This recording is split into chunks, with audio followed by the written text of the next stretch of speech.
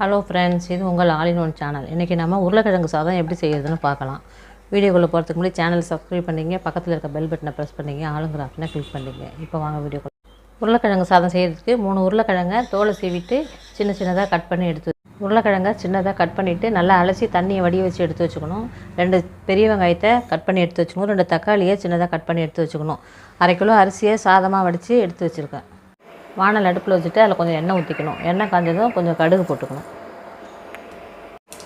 கடுகு பொரிஞ்சதும் கட் பண்ணி வச்சுருக்க வெங்காயத்தை அதில் போட்டுக்கணும். வெங்காயத்தை போட்டுட்டு அது நல்லா வதக்கிக்கணும்.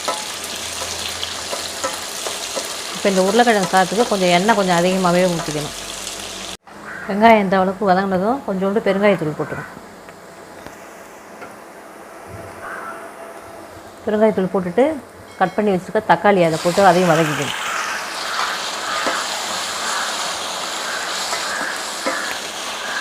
தக்காளி வதங்கும்போது கொஞ்சம் உப்பு போட்டுக்கணும். உருளைக்கிழங்குக்கு இந்த தக்காளி வெங்காயத்துக்கு தேவையான அளவு உப்பு போட்டுக்கணும். உப்பு போட்டுட்டு இதை வதக்கிடணும். தக்காளி நல்லா வதங்கிட்டு இந்த எண்ணெய் தெளிஞ்சு வரும்போது கொஞ்சமாக மஞ்சள்தூள் போட்டுக்கணும். மிளகாத்தூள் போட்டுக்கணும். நமக்கு தேவையான அளவு காரத்துக்கு தகுந்த மாதிரி மிளகாத்தூள் போட்டுக்கணும். மிளகாத்தூள் போட்டு இதையும் நல்லா கிளறி விட்டுக்கணும்.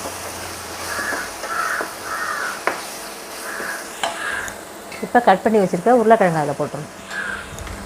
போட்டுட்டு இதை நல்லா கிளறிட்டு மூடி வச்சிடணும். தண்ணி ஊற்றக்கூடாது. நம்ம அந்த தக்காளியிலே தான் இந்த உருளைக்கிழங்கு வேகணும். ஒரு 5 நிமிஷம் அடி பிடிக்காமல் பார்த்துட்டு மூடி வச்சிடணும். அடுப்பை சிம்மில் வச்சுக்கணும்.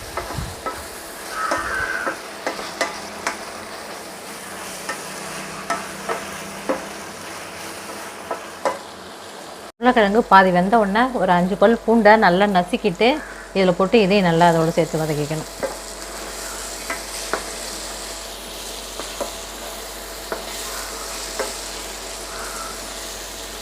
உருளைக்கிழங்கு நல்லா வெந்து இந்த அளவு வந்த உடனே அடுப்பை ஆஃப் பண்ணிக்கணும். இப்போ சாதத்தை இதில் போட்டு கிளறிக்கணும். சாதம் அந்தளவுக்கு உதிரி உதிரியாக இருந்தால் தான் ஒட்டாமல் பொல பொலன்னு இருக்கும்.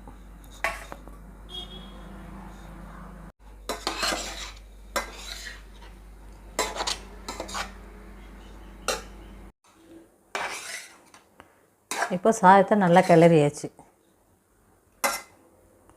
இப்போ இது குழந்தைங்களுக்கு லஞ்சுக்கு கொடுத்தனுப்ப நல்லாயிருக்கும், விரும்பி சாப்பிடுவாங்க. இப்போ இதை செஞ்சு பாருங்கள். பிடிச்சிருந்தா லைக் பண்ணுங்கள், ஷேர் பண்ணுங்கள், கமெண்ட் பண்ணுங்கள்.